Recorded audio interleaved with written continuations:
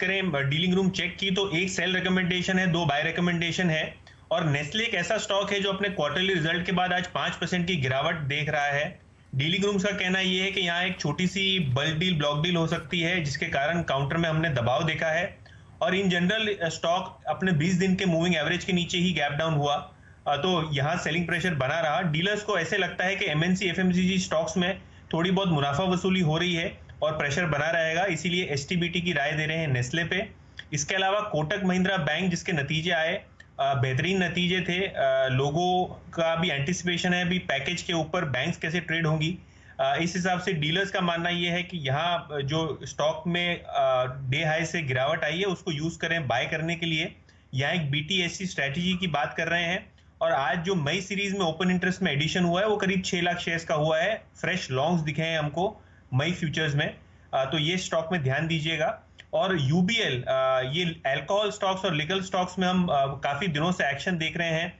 आज एचएनआई का एक्शन काफी जबरदस्त है। यूबीएल में डिलीवरी बेस्ड बाइंग भी देखने को मिल रही है और इसका जो 20 दिन का मूविंग एवरेज का लेवल है वो है 915 रुपए।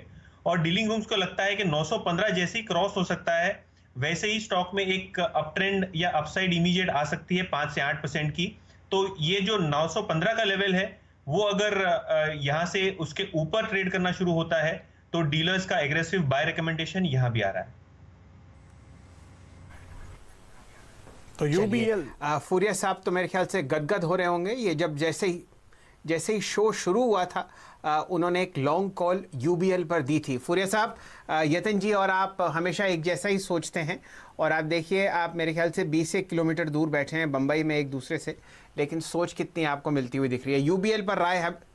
चलिए, के खिलाड़ी क्या है, सबसे पहले हेमंत जी का देखते हैं हमारे सामने। इट इज़ नीरज जी का के खिलाड़ी है टोरेंट पावर।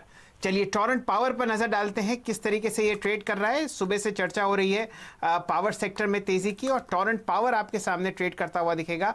फिलहाल 306 रुपये 85 पैसे पे दिन का उच्चतम लेवल आपने 314 आता हुआ दिखा, अभी भी 2% ऊपर। सबसे पहले इस पर राय लेंगे फूरिया साहब आपसे टोरेंट पावर का। यहां पर आपने पिछले 4 दिन में काफी बिकवाली देखी है, तो ये उम्मीद की जा सकती है एक बहुत अच्छा रिस्क रिवॉर्ड है बुल्स के लिए। आपकी राय टोरेंट पावर पर?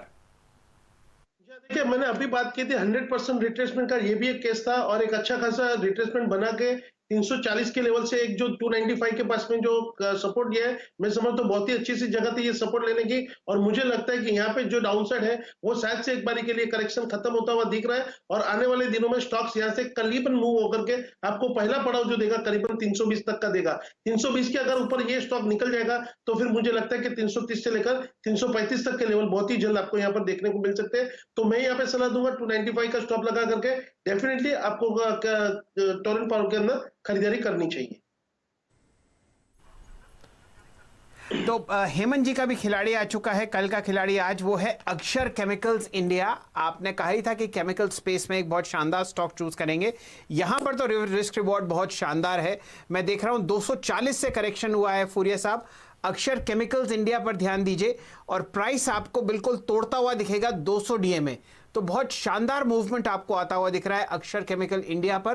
प्राइस है 212 और वॉल्यूम भी बहुत शानदार है, लगभग 60,000 शेयर आपको ट्रेड होते हुए दिख रहे हैं, जो कि डबल है 20 दिन की एवरेज से। 28 रुपए ऊपर आपके लिए फूरिया साहब अक्षर केमिकल्स।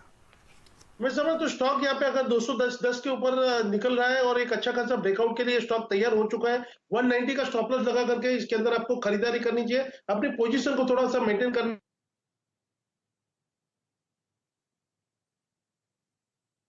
करेक्शन आते हुए देखने को मिला है, तो इसका जो पहला पड़ा होगा वो 240 का होगा।